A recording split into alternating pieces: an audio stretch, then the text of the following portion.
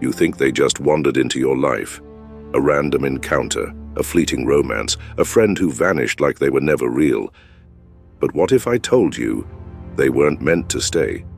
They were meant to awaken you. Carl Jung once said, "Until you make the unconscious conscious, it will direct your life, and you will call it fate." Not everyone who walks into your life is destiny, but every single one is data, a mirror, a message, not sent to hold you, but to reveal you. And the strangest thing is, the ones who hurt you the most often carry the most sacred mirrors. You didn't meet them by chance. It wasn't just a coincidence that they shattered your heart at midnight, or that they disappeared without explanation. They came when you were lost, not to save you, but to begin a surgery of the soul, a sacred disruption, a wake-up call. And from this point on, begins that journey. Not about them, but about you, about the parts of your unconscious that summoned them, and about how you transform your pain into your liberation. Are you ready? Nothing is random, only synchronicity exists. You didn't bump into them. They were placed, timed, aligned. Carl Jung never believed in accidents. He didn't see life as a string of random events, but as a pattern, a sacred choreography where the unconscious reveals itself not through logic, but through people. And so when someone walks into your life and lights a fire you didn't know was still smoldering, when a stranger says something that slices through your numbness like a knife made of memory, when the person you love leaves without warning and you're left shattered in ways that feel ancient, that is not chance. That is synchronicity. That is the language of the soul. They were never just people. They were mirrors wrapped in skin. Mirrors that reflected what you were too afraid to see on your own. That jealousy, that rage, that magnetic pull or deep repulsion you couldn't explain. It wasn't about them. It was about the part of you they stirred awake. Because the unconscious doesn't send comfort. It sends catalysts. It sends people as invitations. And when you finally start to look deeper, when you stop labeling people as good or bad and start asking, why now, you begin to see it. Each soul you meet is a messenger. Some come to heal you with softness, others to rip the mask off your face with brutal honesty. Some say nothing at all, and yet their silence will echo in your bones for years. They didn't appear because the universe was being kind or cruel. They appeared because something inside you called them in. That friend who left the moment you became honest was showing you the price of pretending. That lover who couldn't love you back was showing you where you've abandoned yourself. That person you can't forget is the part of you you're still refusing to remember. Synchronicity isn't a fairy tale. It's not magic in the romantic sense. It's a collision between your unconscious wounds and the outer world. It's your psyche placing signs along your path, not to confuse you, but to guide you. Because you can't become who you truly are while staying blind to what still controls you. So life sends mirrors, and they often show up as heartbreak, not to punish you, but to awaken you. And here's the painful miracle of it all. The more blind you are to your inner world, the louder the reflections become. They'll come in sharper forms, more chaos, more attraction, more devastation, until you stop and look, until you ask, what part of me is being exposed here? What story is playing out again and why? Because when the unconscious remains hidden, it feels like fate. But when you bring it into the light, when you name it, when you integrate it, it becomes freedom. And once you begin to see life this way, not as random but as deeply designed, you stop asking why they came into your life and start asking what they came to teach. This is how the awakening begins. And from here, something else starts to stir. Because once you realize that people aren't just people, they're mirrors of your hidden self, you can't help but wonder, why do some of them cause you pain that feels so familiar? Let's go deeper. The language is rich, emotionally immersive, and tied closely to the idea of synchronicity and the unconscious shaping human encounters. You think it was fate, that they showed up at the right time, that they broke you at the worst time, that life is just like that. But what if I told you fate is just your unconscious in disguise? Carl Jung once said, "Until you make the unconscious conscious, it will direct your life, and you will call it fate." He wasn't speaking in riddles. He was revealing a truth most of us aren't ready to see. The people you attract are not random. They are mirrors. Some show you your beauty, others, the parts you've buried beneath years of shame, silence, and survival. And when those parts remain unseen, they act out through your relationships. You keep choosing what hurts. You fall for the same kind of person. You replay the same story over and over, changing names but never the wound. It feels like destiny, but it's not. It's your shadow, unacknowledged, hungry, clever, writing the script behind the scenes. That's why he left the same way your father did. That's why she triggered the exact insecurity your childhood etched into your bones. That's why you keep feeling abandoned, even when surrounded by people. Because the unconscious is powerful. It doesn't ask for permission. It doesn't wait for healing. It manifests through attraction, irritation, obsession. It uses people as messengers. And the moment you begin to see this, to connect the dots between the outer chaos and the inner wound, you stop blaming fate. And you start reclaiming authorship. This is not punishment. This is revelation. The people who broke you were not villains. They were mirrors. They came to awaken you, not into fear, but into consciousness. And once you make what's hidden visible, you are no longer a puppet of the past. You are the sculptor of your future. And that is the end of fate. Not everyone who enters your life is meant to stay. But every person is a mirror. Not the kind you use to check your reflection, but a soul mirror revealing what you haven't yet dared to face. Some arrive with the warmth of love, then leave without warning. You call it betrayal. But in truth, they came to illuminate the abandonment wound you've buried beneath layers of independence. They didn't create the pain. They activated it. A pain that was already there, silently shaping how close you let people come.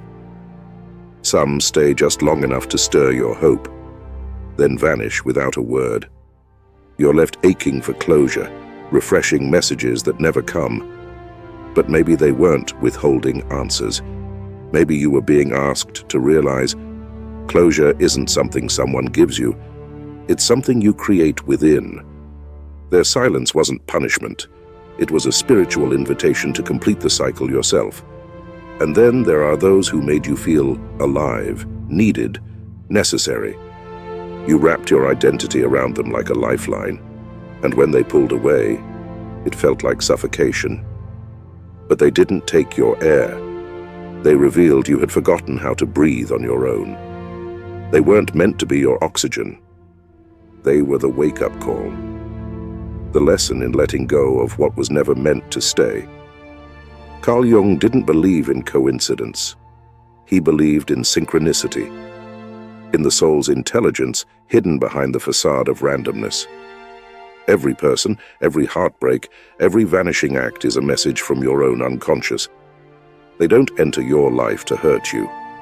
They enter to trigger you, to awaken the parts of you still seeking healing, still longing for approval, still afraid to stand alone. When you begin to see people as mirrors instead of mistakes, something shifts. You stop asking, "Why did they hurt me?" And you start asking, "What part of me did they reveal?" This shift is everything. It's the moment you step out of victimhood and into vision. It's where healing begins, not when they return, not when they explain, but when you decide to stop running from the reflection. Because the mirror never lies, it only reflects. And the more you avoid it, the more distorted your life becomes. But the moment you look, really look, everything begins to transform. They came not to complete you. They came to show you where you were already whole and didn't know it. They left not to abandon you. They left so you could finally find the parts of yourself you kept outsourcing to them. So remember, the one who left was a mirror. The one who betrayed was a mirror. The one who ghosted without goodbye was a mirror. And when you stop breaking those mirrors in anger, you'll finally begin to see your own reflection with clarity. And that is the beginning of liberation. What if every relationship in your life was written before you were born, not by fate as punishment, but by your soul as preparation? Carl Jung believed that what seems like chaos is often coded in meaning. Behind each person who enters your life, there may be an invisible signature, a soul contract, an agreement forged not in logic, but in longing, not of the mind, but of the self. Some people come to love you, to offer you the softness your childhood never knew, to remind you that tenderness exists. And for a while, it feels like home. But even homes can be temporary, built only to shelter the part of you that needed to rest, not remain. Others come to challenge you, not out of cruelty, but to test the false identities you've outgrown. They question your beliefs, poke your insecurities, stretch your limits. It feels uncomfortable, even aggressive, but they're not attacking you. They're waking you. Like spiritual alarm clocks, they arrive right when you were about to fall asleep again. And then, there are those who come to destroy. Not your soul, but the illusions you built around it. They tear down the masks. They break your defenses. They pull you into storms you never asked for, but deeply needed. Because without that breaking, you would have never rebuilt on truth. It's easy to resent them, to label them toxic, evil, wrong. But what if they were divine messengers in disguise? What if your pain was the language your soul needed to finally listen? You see, in Jungian psychology, growth does not happen in comfort. It happens in confrontation. And the people who confront you, who mirror your wounds with brutal precision, are often fulfilling a sacred role. They're not your enemies. They're your initiators. They arrive right when you're ready to evolve, even if your ego isn't. The one who left without explanation.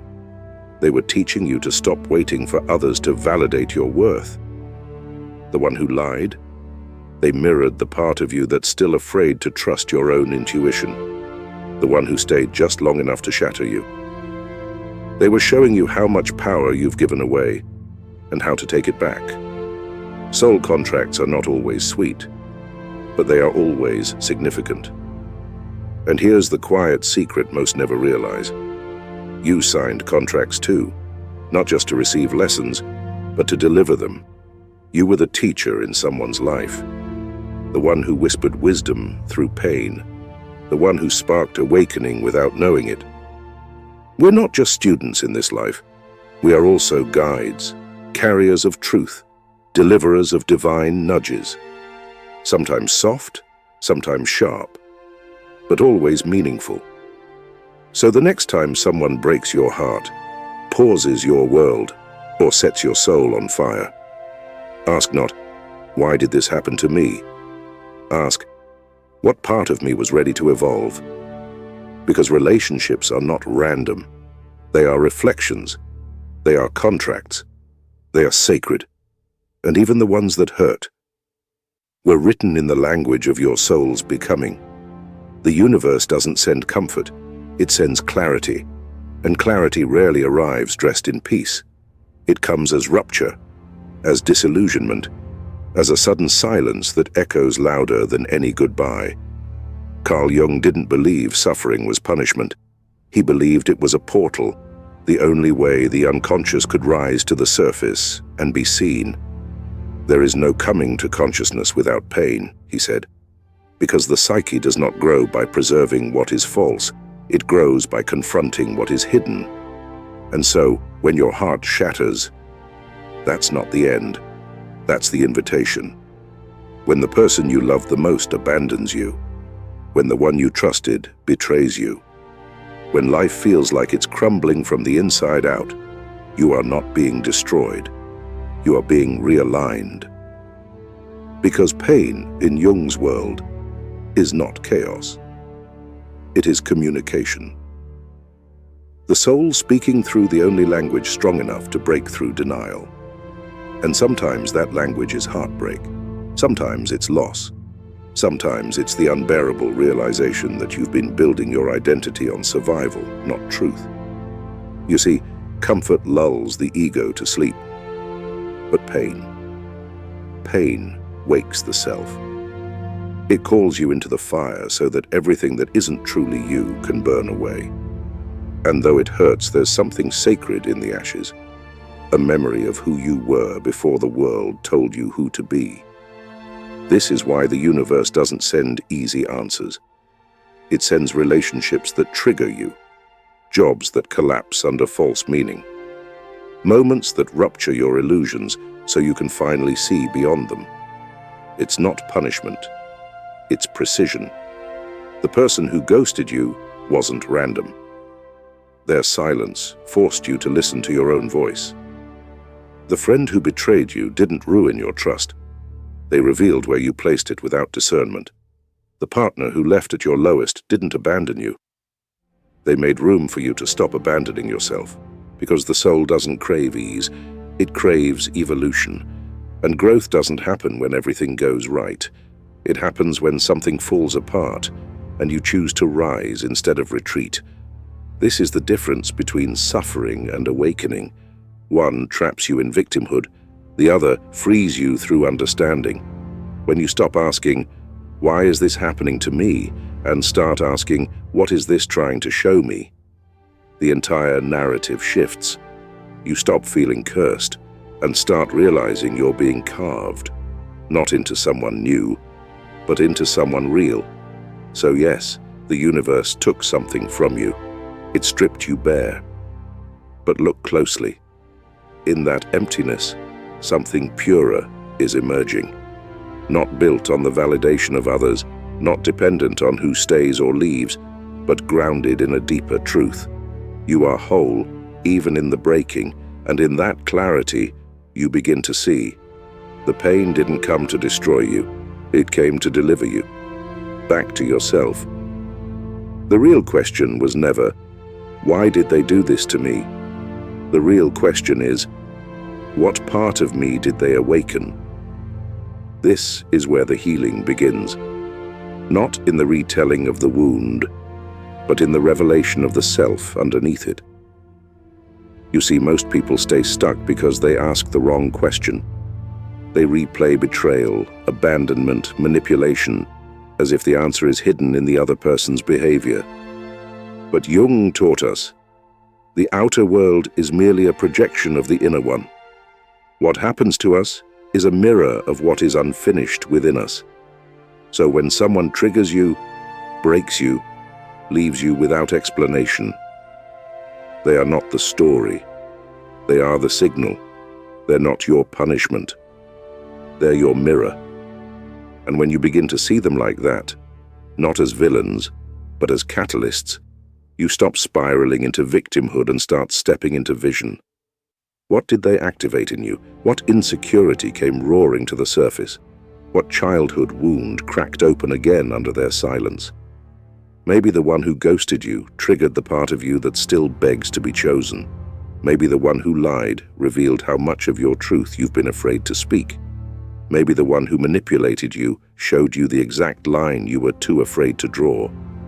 These are not accidents. These are soul assignments. Carl Jung said, "Until you make the unconscious conscious, it will direct your life, and you will call it fate." That means until you face the wound, the world will keep sending you the same lesson, just wearing a different face. But the moment you stop blaming the person and start listening to the message, you take your power back. You no longer see life as happening to you, but for you, for your awareness, for your evolution, for your remembering. That's the shift. That's the alchemy. Pain doesn't disappear. It transforms. And the moment you shift your question from, "Why did this happen to me?" to, "What is this awakening in me?" you become the healer, not the victim. You no longer chase closure from someone incapable of giving it. You no longer need apologies to validate your worth. You no longer wait to be chosen. because you've already chosen to rise. This is the beginning. This is where your soul stops bleeding and starts speaking, not in rage, not in revenge, but in reverence for the lesson hidden in the pain. Because once you see it, truly see it, you can never unsee it. The one who hurt you, they delivered a sacred mirror. And what you do with that reflection, that is where healing lives. You weren't just the student in someone else's story. You were the mirror in theirs. The wound in you that ached in silence may have awakened a buried truth in someone else. The boundary you finally set may have been the first time they were forced to face themselves. The love you gave so fully may have shown them what real presence feels like. They may never tell you. They may never say thank you. They may even leave without a word. But that doesn't mean you didn't matter. That doesn't mean you weren't the turning point in their evolution. Carl Jung didn't just study the patterns we live in, he studied the patterns we become in other people's lives. You're not just here to learn, you're also here to teach, often without even knowing it. Maybe you were the trigger that shattered someone's illusion. Maybe you were the calm that showed them safety wasn't a performance. Maybe you were the silence that forced them to listen to their own soul for the first time. We always focus on who hurt us, who left us, who taught us. But have you ever stopped and asked, whose life did I quietly shift?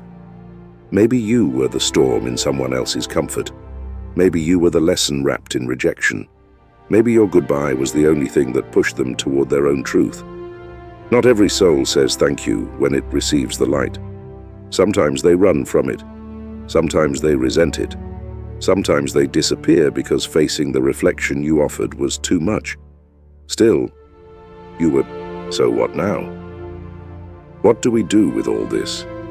This knowing that no one enters our life by accident, this ache that some were mirrors, not mistakes, this realization that even our pain had a purpose. We begin by living differently.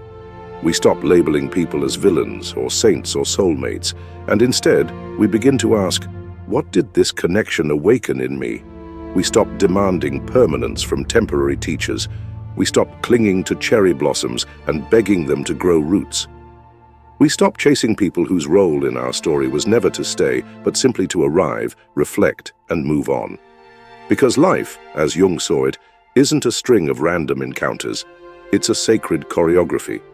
Every relationship, an invitation, every heartbreak, a message, every goodbye, a page turning exactly when it's meant to. Apply this not just to your past, but to your present. When someone enters your life and everything feels effortless, pause. It might be alignment, but it might also be a test. When someone triggers you, wounds you, unravels you, pause. It might be betrayal, but it might also be the crack where your truth is trying to escape. Let your relationships teach you, not just how to love others, but how to remember yourself. If someone disrespects you, ask what part of you still believes that love must be earned through suffering. If someone disappears without closure, ask what part of you still waits for someone else to tell you who you are. If someone's presence lights up your soul but disturbs your peace, ask what illusion they are here to dissolve. Because that is how we transform, not by controlling who comes or goes, but by becoming conscious of why they came. Relationships aren't just emotional experiences, they are psychological assignments, soul contracts in disguise. So live with more awareness. Don't just fall in love, study it. Don't just grieve endings, honor them. Don't just seek people, see them. And most of all, see yourself in every reaction, every projection, every pattern. That's where the power lies. Not in getting the person back, not in rewriting the past, but in reclaiming the truth that every encounter was part of your return to self.